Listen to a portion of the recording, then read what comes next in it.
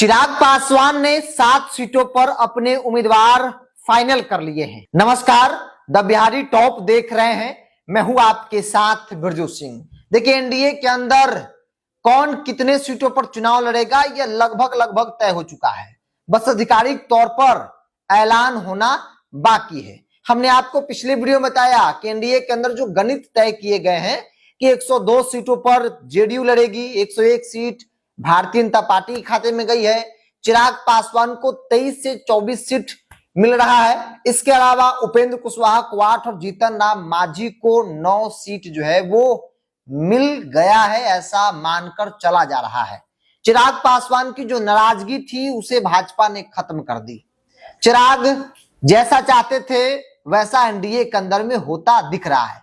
और ये बात हम इसलिए कह रहे हैं क्योंकि चिराग पासवान जो लगातार सवाल खड़ा कर रहे थे बिहार सरकार, बिहार के संदर्भ में, सुशासन के संदर्भ में, अब चिराग के तेवर बिल्कुल बदल गए हैं। चिराग तारीफ कर रहे हैं। और जो मेरी जानकारी कहती है कि चिराग पासवान चाहते थे कि उनको कोई बड़ा मंत्रालय मिले केंद्र में। भाजपा उस शर्त पर मान गई है, उनको बड़ा मंत्रालय देगी या फिर एक और विभाग उनको दिया जाएगा। 23 से 24 सीट उनको जो है वो मिल चुका है और अब चिराग पार्टी के अंदर उम्मीदवार के वो हरी झंडी दे रहे हैं। हम आपको एक एक करके 7 उम्मीदवार के नाम बताएंगे, 7 सीट बताएंगे जहां पर चिराग पासवान ने पार्टी के अंदर उन लोगों को जो मजबूत दावेदार हैं उनको हरी झंडी दे दिया है कि जाइए आप मजबूती के साथ तैयारी कीजिए, क्योंकि वो सीट हम लड़ेंगे और उस सीट से हम आपको चुनाव लड़वाएंगे। इस लिस्ट में सबसे पहला नाम हुलास पांडे का है। हुलास पांडे पार्टी के बड़े नेता हैं, पुराने नेता हैं। लोकसभा चुनाव भी इनके नाम की खूब चर्चा हुई, लेकिन इनको नहीं लोकसभा लड़वाया गया। नाराजगी भी कई दफा कहा गया, लेकिन बावजूद इसके चिराग पासवान के साथ वो मजबूती के साथ दिखे।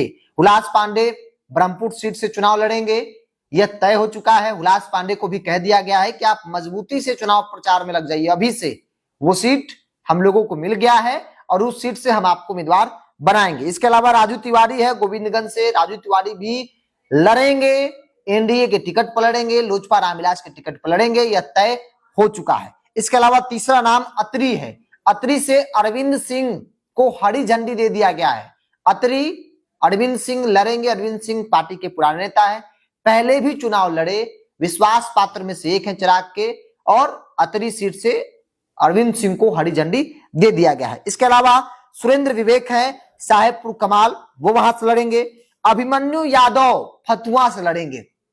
अभिमन्यु यादव का संबंध, रामकृपाल यादव का संबंध रामविलास पासवान के परिवार के साथ एक पारिवारिक संबंध रहा है, आज भी है।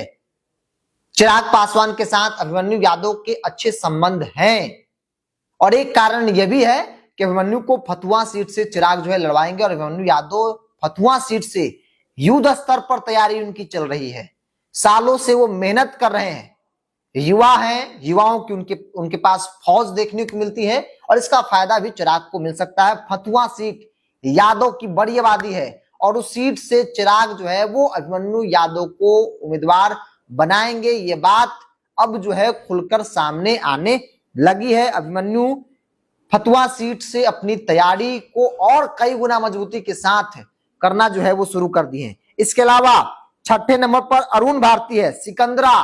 अरुण भारती जमुई से सांसद है, लेकिन खबर हमने आपको पहले बताया था कि सिकंदरा सीट से अरुण भारती चुनाव लड़ेंगे, क्योंकि चिराग चाहते हैं कि परिवार का कोई सदस्य विधानसभा में रहे ताकि ठीक ठाक विधायक जीत जाए तो एक दबाव चिराग जो है भाजपा पर बना सकते हैं। डिप्टी सीएम को लेकर शर्त रख सकते हैं या फिर मंत्री बने तो परिवार का व्यक्ति मंत्री बने और उनको पोर्टफोलियो जो है वो अच्छा खासा मजबूत और बड़ा जो है वो मिले। तरुण भारती जमुई से सांसद है, लेकिन वो विधानसभा का चुनाव लड़ेंगे, ऐसा तय हो चुका है, ऐसा माना जा रहा है। और जो मेरी जानकारी कहती है कि अरुण भारती की तैयारी सिकंदरा से शुरू हो चुकी है। इसके अलावा कोमल सिंह है गायघाट से, पिछली बार भी लड़ी थी। इनकी मम्मी जो है, इनकी माता जी जो है वो वैशाली से सांसद है, विनाश सिंह।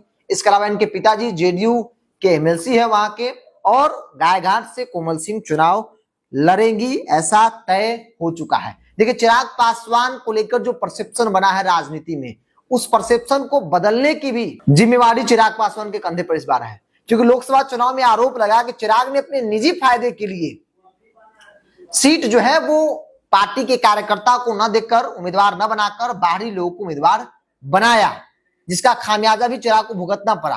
खूब सवाल उठे और इसका कारण देख लीजिए, चुनाव का वक्त है और ऐसे में तमाम पार्टी के अंदर मड़ा से मड़ा पार्टी देख लीजिए, वहां पे ज्वाइनिंग खूब हो रही है, लेकिन चिराग पासवान के पार्टी में कोई ज्वाइनिंग नहीं हो रहा है।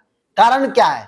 कारण यह है कि जो परसेप्शन बना विगत चुनाव में, लोकसभा चुनाव में चिराग पासवान की पार्टी को लेकर कि भाई कार्यकर्ता मेहनत करता है, नेता मेहनत करते हैं और उनको उम्मीदवार न बनाकर चिराग जो है निजी फायदे के लिए वो बाहरी व्यक्ति को उम्मीदवार बना देते हैं। आरोप लगा कि पैसे पर तमाम टिकट को चिराग पासवान ने बेच दिया। पार्टी के कार्यकर्ता, समर्पित नेता, उनको प्राथमिकता नहीं दिया। तो ऐसे में उन परसेप्शन को बदलना है, इसलिए इस बार पार्टी के अंदर बड़ी संख्या में पार्टी के जो नेता हैं, कार्यकर्ता हैं, जो मजबूत हैं, उनको चुनाव लड़वाएंगे चिराग, ऐसा कहा जा रहा है। तो जो 22-23 सीट चिराग पासवान को मिलेगा, उसमें से चिराग एक एक सीट पर स्टडी करके उम्मीदवार जो है वो फाइनल करना शुरू कर दिए। हमने आपको 7 सीट की जानकारी दी। इन 7 सीटों पर चिराग निश्चित तौर पर लड़ेंगे और वहां के मजबूत दावेदार को चिराग ने हरी झंडी दे दिया है कि आप जाइए मैदान में और तैयारी जितना स्पीड से कर रहे हैं उसके 4 गुना स्पीड में लग जाइए, क्योंकि वो सीट हमको किसी भी हाल में